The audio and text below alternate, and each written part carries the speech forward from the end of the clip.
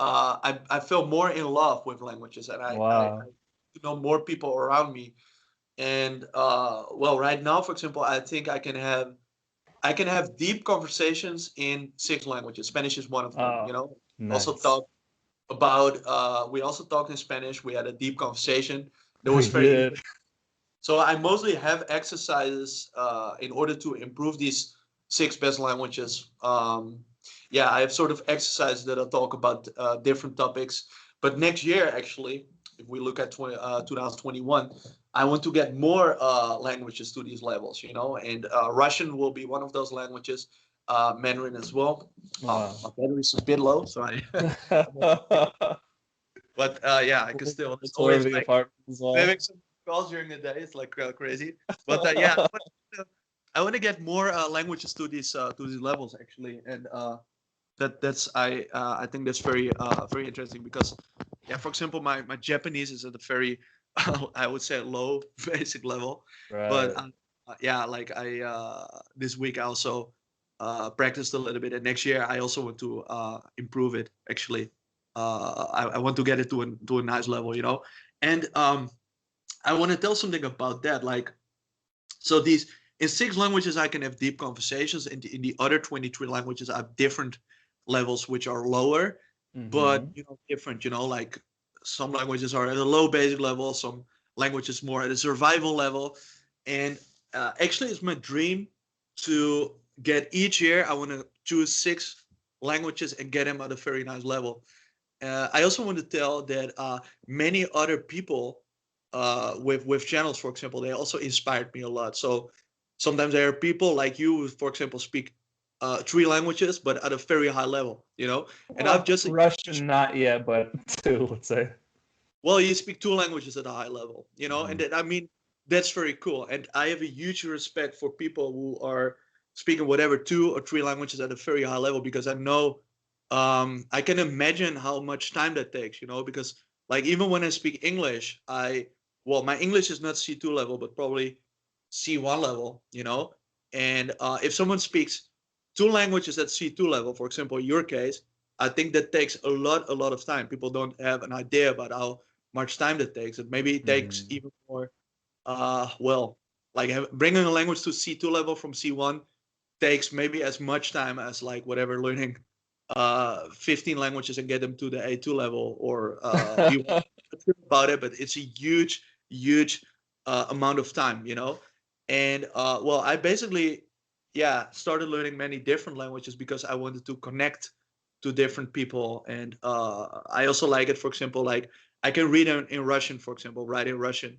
I really Mhm. like it. It's a privilege that I can connect with my audience in Russian because many there are just many Russians, And Oh, even when the this level is is, true. I think my Russian is maybe A2 level. I still love it that I can already communicate with them and understand their questions mostly.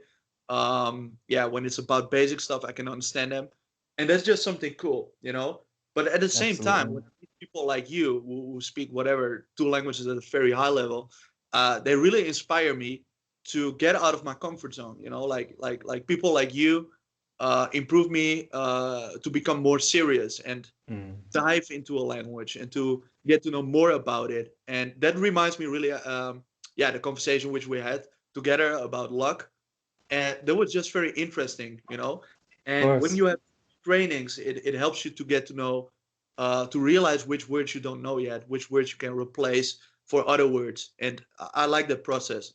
That's just very Right, cool. because I would say a word and maybe you would say that, but you would say it a little wrong, but you would hear how I would say it, then you would immediately know how to adapt it to your the Exactly. conversation.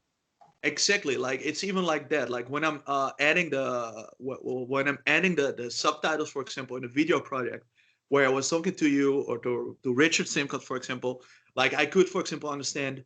Well, if you speak Spanish at a very high level, I would still understand 90% completely. The other 5% I could guess it because of the context, and because then oh, it means that. And the other 5% I need a dictionary for that to look up. But however, I Which is could very good too. yeah, but I could follow the entire conversation, yeah, because 95% of understanding is enough to understand what you're Or saying. But the other 5%, which I which I'm researching basically by adding subtitles, it's a very important 5% in order to learn new words. It's like I'm sleeping, I'm dreaming, and these words which I've heard before are coming back into my mind. You know, it's the same as watching a movie with subtitles or whatever. You know, you still hear those words, and that's a funny thing which I realized this year. Like this year, I put like 20 hours in language learning per week since Oh, May. that's Not epic. even 25 hours per week, and I just speak languages for 5 hours per day, and then later it takes so much time to process the information that it's getting back in my dreams, and that's a very interesting thing. Then I just woke up to go to the toilet, whatever, and it's like, oh, wait a sec, oh, this word I heard it before, and interesting, you know. So it's basically indeed what you're saying. You're hearing vocabulary which you're normally not using, and suddenly you're also using it. You know, it's the same as how a child learns languages. I mean, a child also didn't know these words before, right? And then suddenly you Right. know those words, and that's so cool. I mean, that's very interesting. And I'm Yeah, sure you found out that like you would learn a word and like immediately after, or the day after, or an hour after, you would just start to hear that word, and it yeah, just reinforces everything, right?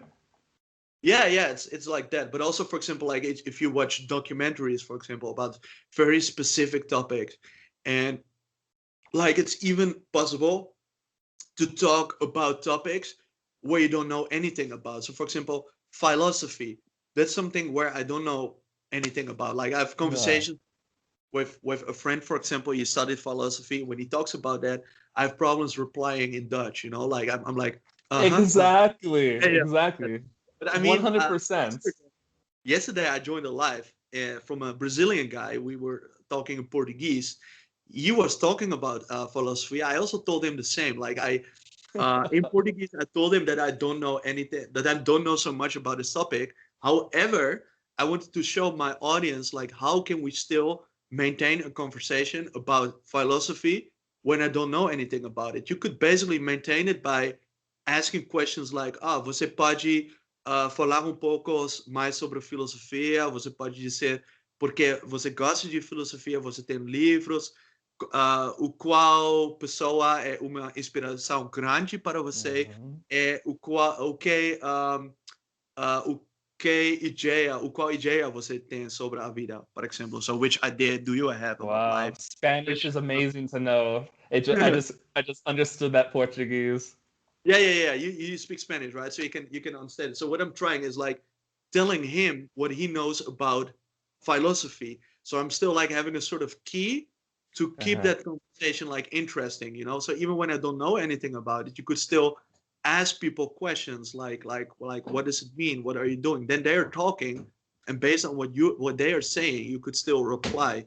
And it's not a game of knowledge. No, it's a matter of having an interesting conversation, which you could also continue by asking things and replying on that and talking about, for example, what I said before. What is your vision about life? Or, yeah, uma outra pergunta é como o qual partes diferentes de livros diferentes sobre filosofia pode ajudar você com a sua vida agora. So which parts from different books can help you in your life, you know, like that. And then you've like an interesting conversation. Basically, you know the layers, you know, you understand why this person is interested in philosophy, and you will sometimes you just have to ask one question, one interesting question, and that person keeps talking. Of Based on course. that, you reply. You know, I mean, um, well, I mean, that's also what Yeah, you can learn a lot from that, surely. And I wanted to ask you, you're a guy yeah. who studied so many languages, and I think when you study so many languages or study other languages in depthly, that you start to lose abilities or certain abilities in your native language. Have you noticed this? And if so, in what ways has your Dutch, let's say, improved or even gotten worse as a result of spending so much time with foreign languages?